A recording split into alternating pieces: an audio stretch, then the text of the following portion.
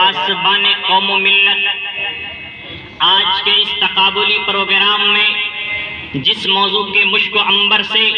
اپنے دامن گفتگو کو آراستہ کر کے لایا ہوں وہ ہے سیرت النبوی صلی اللہ علیہ وسلم اور مذہبی رواداری۔ تو سنیے، چھٹی صدی عیسوی میں جس وقت دنیا نہایت تاریک ترین دور سے گزر رہی تھی، یونانی فلسفہ اپنے ناپائیدار اقتدار کا ماتم کر رہا تھا، رومی سلطنت روبہ زوال تھی، ایران و چین اپنی ثقافت و تہذیب کو خانہ جنگی کے ہاتھوں رسوا ہوتا دیکھ رہا تھا، غرضے کہ پوری انسانیت کے اندر تاریکی چھائی ہوئی تھی۔ تو اچانک رحمت خداوند کی جوش میں آتی ہے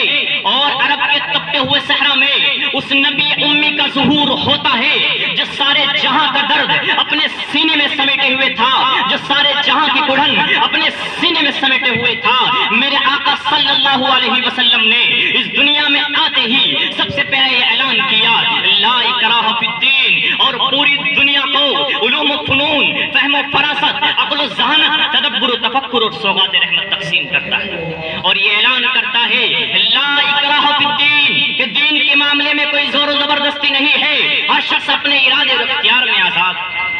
کیوں نہ ہو۔ میرے آقا صلی اللہ علیہ وسلم نے اپنے اقوال و افعال میں بارہا ہر فرد فشر کو مطلق احترام انسانیت کا حکم دیا ہے، عزت و وقار کا حکم دیا ہے، انسانیت نوازی کا حکم دیا ہے۔ آقا کریم رؤوف الرحیم علیہ التحیۃ والتسلیم نے اپنے اخلاق و افعال پر ہی بس نہیں کیا بلکہ میدان میں بھی عملی جامہ پہنا کر پوری انسانیت نوازی کے سامنے پیش کیا۔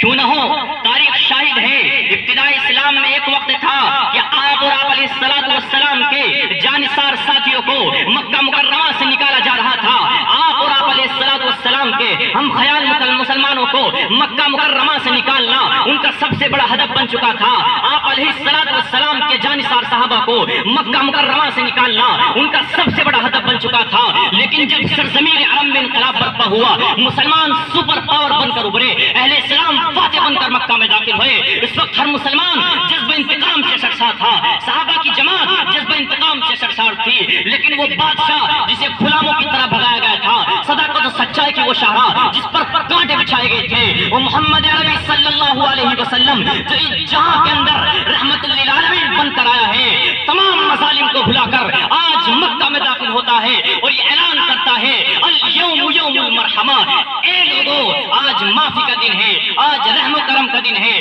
آج انسانیت نوازی کا دن ہے۔ اور اسی پر بس نہیں، میرے آقا نے فرمایا تھا لا تثریب علیکم اليوم یغفر اللہ لکم اذهبوا فانتم الطلقاء۔ اس سے بڑھ کر میں آپ کو بتاتا چلوں، حضرت علی المرتضی رضی اللہ تعالیٰ عنہ کے جابازی سے فتح خیبر ہوا، مسلمان فاتح اور غالب ہونے کی حیثیت سے وہاں کی سرزمین پر قابض ہو گئے، لیکن یہودیوں نے میرے آقا سے منت سماجت کی، میرے آقا صلی اللہ علیہ وسلم نے ان کی منت سماجت کو قبول کیا، حالانکہ یہودی تو وہ ہے جن کے بارے میں آقا کریم رؤوف الرحیم علیہ السلام کے رب نے قرآن میں واضح طور پر ارشاد فرمایا ہے وَلَن تَرْضَىٰ عَنْكَ الْيَهُودُ وَلَا النَّصَارَىٰ، یہ ایسی قوم ہے جب تک آپ اس کی اتباع نہیں کریں گے یہ راضی نہیں ہوں گے۔ لیکن میرے آقا کی نرمی دیکھو، میرے آقا کی مذہبی رواداری کو دیکھو، میرے آقا صلی اللہ علیہ وسلم نے ان کے ساتھ حسن اخلاق کا معاملہ کیا۔ اس سے آگے بڑھتے ہیں، زید ابن سنا کے واقعے سے کون نا واقف ہے؟ میرے آقا صلی اللہ علیہ وسلم نے اس یہودی